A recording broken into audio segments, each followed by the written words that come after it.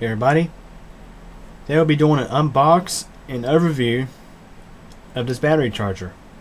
This is the BT-C3400 battery charger. Now before we open this up, let's go and take a look at the box, as it shows you many different things about this charger.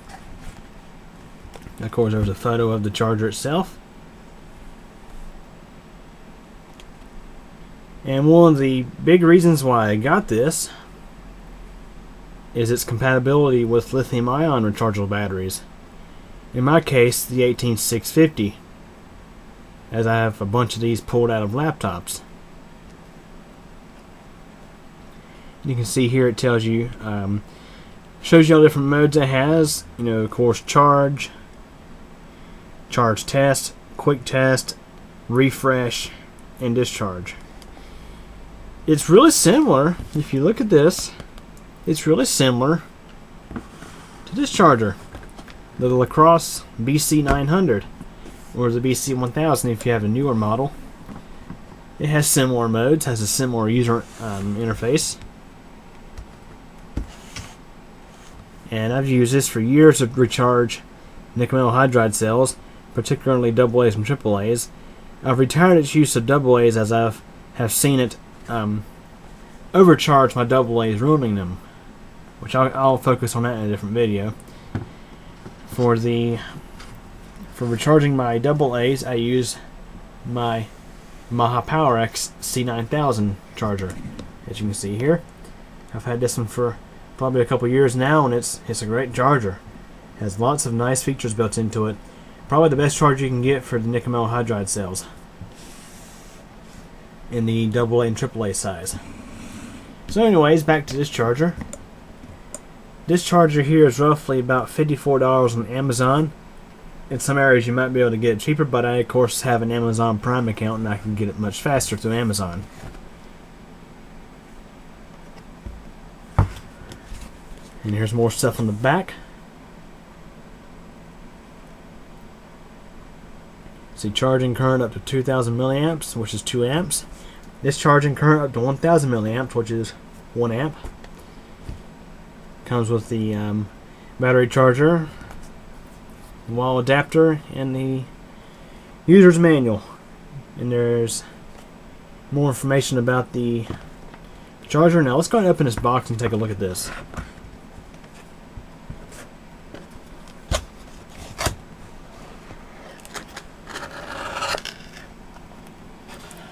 Anyways, here we have the user's manual.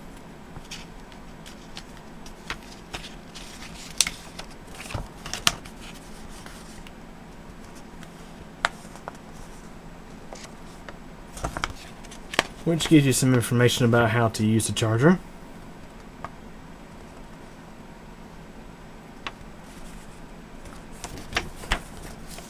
Here we have power adapter.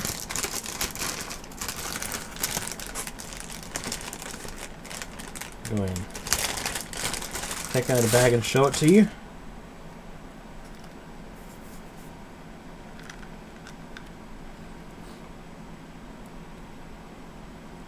This charger takes 12 volts at 3 amps.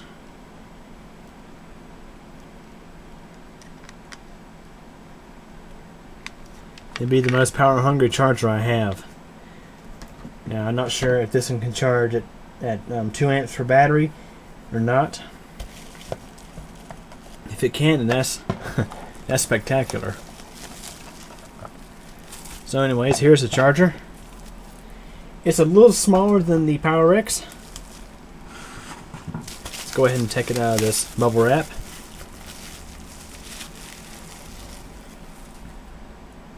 And you can see how much it resembles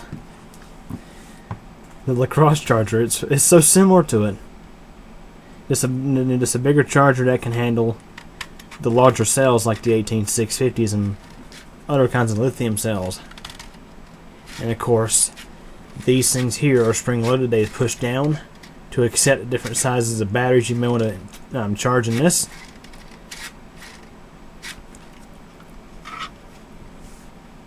course, here is the back of the unit. It even has a little fan inside of it to keep it cool. I find this spectacular. Nice to see that it has a cooling fan in there. Now, the quality of that fan is questionable. You know, a lot of these cheap fans made in China don't have good bearings, as many of you guys may have noticed who work on computers. They start rattling and doing all sorts of crazy stuff after a little bit of time. As you can see, it does all these different kinds of batteries again. And of course, made in China. But don't let the made in China statement fool you. This thing looks like it's pretty well built. It does not feel cheap by any means. I mean, when you pay this kind of money for the thing, you would really hope so. Hope that it wouldn't be cheaply made. Now, what's interesting about this charger is it can handle these kinds of batteries, with 4 banks.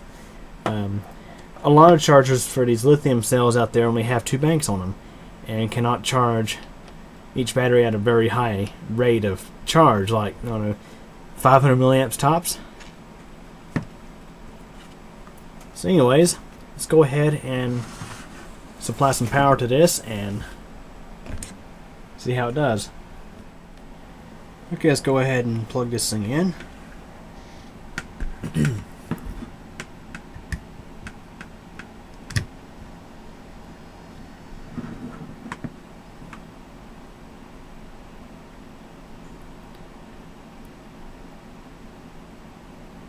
Actually has a backlight behind the display.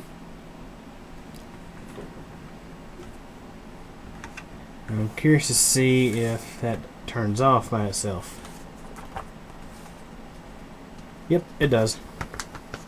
That's good to know when it's not in use. Yeah, here's the manual. As I mentioned, I just opened this thing. I'm still learning myself how to operate the thing.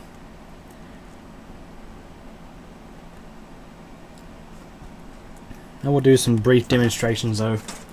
From what I've read, so here we have a lithium-ion cell that's roughly, or at least measured by the multimeter, at 3.7 volts about.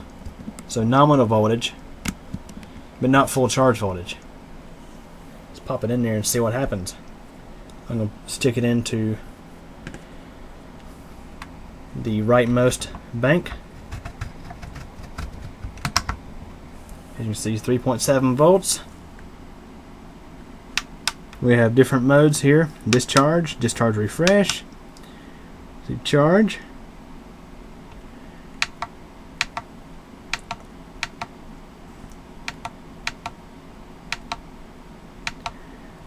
You do have some relatively good increments on the current in the low side.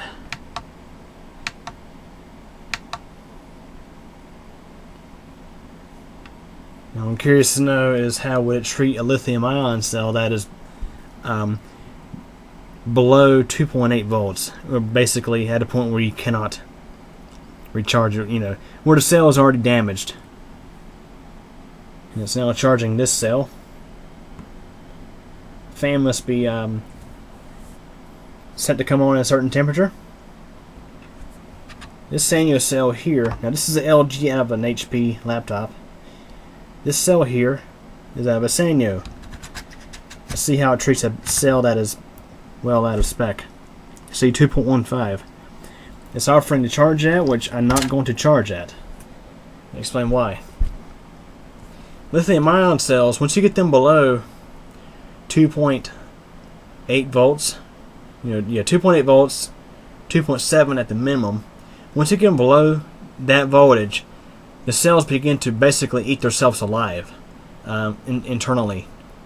They can short out, and obviously, battery damage occurs when you take a battery below that voltage. You won't notice it. You will not notice the damage when you discharge a cell that far below. But when you try to recharge a cell that is that far off, it may not happen immediately. It may not happen within a year. It may take a while. But the cell, will start to get unstable, get hot. And with older cells like these, ICR chemistry cells, you do not want these to go in a thermal runaway, because they vent with flame and they're like little bombs. You got to respect lithium ions. You got to be careful with them. And these cells I'm using are unprotected. They're out of laptops. And if we operate through display, you can see the voltage. It doesn't actually show you the milliamp hours just yet. This is like we're doing charge test. I'll leave it there because I'm curious to see how these batteries are doing. Probably want to use the discharge cycle though. Okay, so what I'm going to do now is I'm going to put 4 of these cells in, these lithium ions. Well, actually first, before I do that, I'm going to stick this one back in. I'll go ahead and start it though. As you can see, when we're now at 3.7 volts. I'm going to discharge this cell and see how much. Do it at 1,000 milliamps. We're going to see how this cell here does. And while that's going, let me show you. Let's see a nickel metal hydride cell, which you see how this is all bubbled up. This is the one that got overheated by my lacrosse charger. These have extremely high amounts of internal resistance.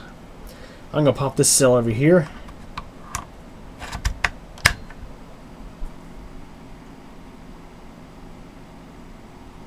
So that means what you can do here is you can charge different chemistries at the same time. I'm going to leave this set to its default because I'm just going to take it right back out here in a second. As you can see, it's charging this and that about 500 milliamps while it's discharging this lithium ion cell over here at 1,000 milliamps. And we can choose between different slots. The little fan's coming on now.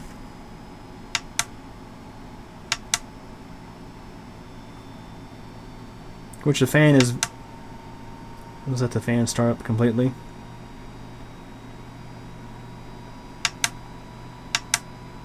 So this, when you press the slot button, you can probably see here, you press slot, it alternates through the different slots.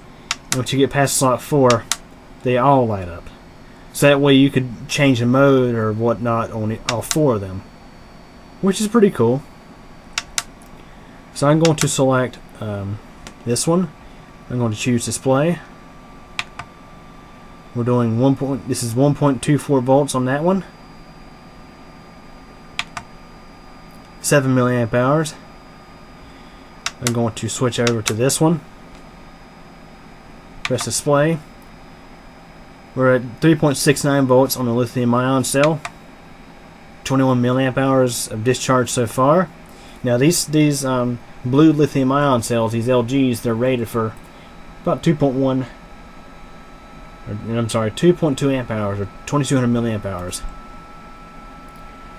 And you can hear the fan, I think, is at full speed. You know what's interesting is the fan in the back of this is like the fans I used to put in these it's like the fans I used to stick in DVD burners way back in like 2000 or 2001. Back when they back when they were fan cooled. So this is pretty neat. You can pretty neat little charger for what it is. I like the fact that it can actually handle not only these lithium ion cells, but it is also backwards compatible with nickel metal hydride. So let's say if I go on vacation or whatnot, I need to take a charger with me.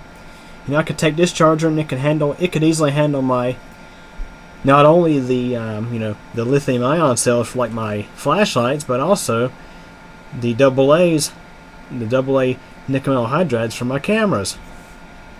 That's always a plus. And one thing I do like about this charger versus this one is it cuts the backlight off if you're not actually messing with the charger. The only way to cut the backlight off on this one while it's in use is literally to cover it up with something. which I find kind of annoying. Especially annoying if I'm, if I'm doing like a break-in on some batteries with this, and it takes like 48 hours, if not more, to do so. I don't like that light to be on while I'm trying to sleep. So, anyways, that's sort of an overview of this charger. Hope you guys enjoyed it. I may actually post a separate video going over this charger later on after I get some experience with it. Hope you guys enjoyed this video. Any questions or comments? Feel free to ask, and thanks for watching.